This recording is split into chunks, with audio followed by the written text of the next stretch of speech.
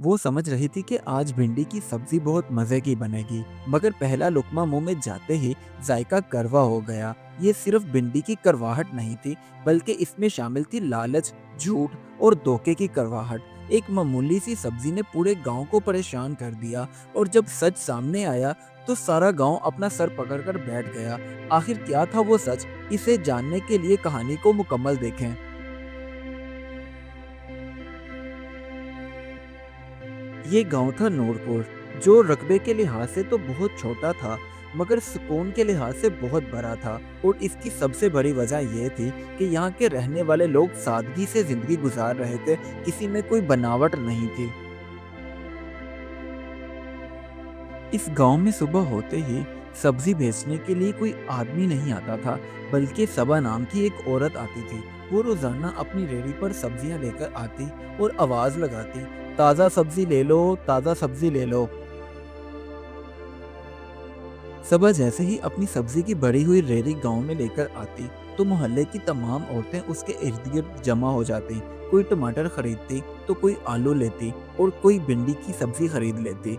सबा की खास बात यह थी कि वो बड़े अहलाक के साथ सबसे बात करती और उसकी सब्जी भी ताज़ा और जायके वाली होती थी।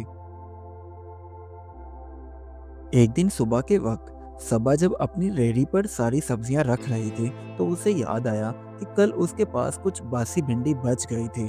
अब उसके जहन में एक लालच आ गया कि सब लोग तो मुझ पर यकीन करते हैं, मैं ऐसा करती हूँ, ताज़ा भिंडी के साथ ये बासी भिंडी भी मिक्स कर देती हूँ, किसी को क्या पता चलेगा।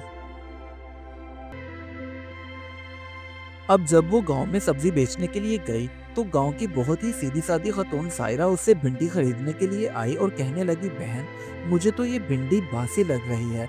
तो सबा ने कहा, नहीं नहीं, भिंडी बिल्कुल ताज़ा है। असल में मौसम की तब्दीली की वजह से उसका रंग ऐसा हो गया है। मेरी बात मानो तो भिंडी खरीद लो। सबा ने बातों में ऐसा उलझाया सायरा को कि उसने भिंडी खरीद ली। घर आकर सायरा ने सबसे पहले भिंडी को काटना शुरू किया।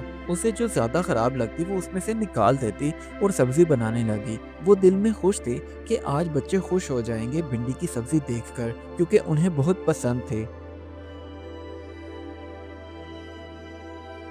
अब जब सब्जी चूल्हे पर चढ़ाई गई, उसमें सायरा ने मसाले वगैरह डाले, तो खुशबू अच्छी आ रही थी। अब वो दिल ही दिल में सोचने लगी, मैंने बहुत अच्छा किया सबा की बात मानकर। अगर मैं रहने देती तो आज भिंडी की सब्जी ना बनती।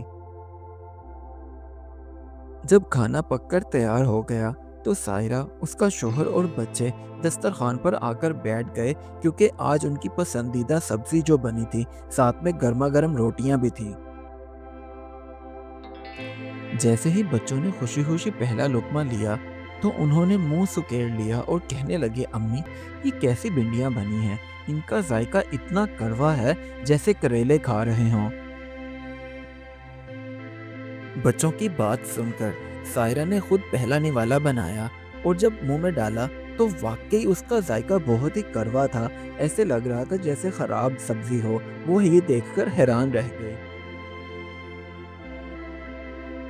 उधर जब उसके शौहर ने पहला निवाला लिया, तो उसने प्लेट हटा दी और कहने लगा, बेगम, सारे दिन का भूखा था। जब पता चला कि भिंडी की सब्जी बनी है, तो खुश हो गया, मगर ये तो अजीब सी सब्जी बनी है, इतनी कड़वी, सारा मुंह का जायका ही खराब हो गया।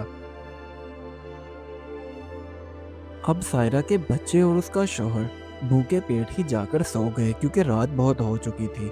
सायरा बेचारी सारी रात यही सोचती रही कि मैंने कितने शौक से भिंडियाँ खरीदी, फिर उन्हें काट कर सालन तैयार किया, मगर क्या फ़ायदा हुआ? बच्चे और शौहर तो वैसे भूखे ही सो गए हैं।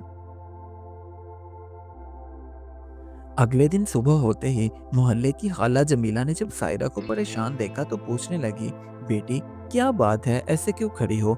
तो सायरा ने सारी कहानी उन्हें बता दी कि किस तरह सबा ने उससे झूठ बोलकर सब्जी दी और रात को उसका शोहर और बच्चे बेचारे भूखे पेट ही सो गए।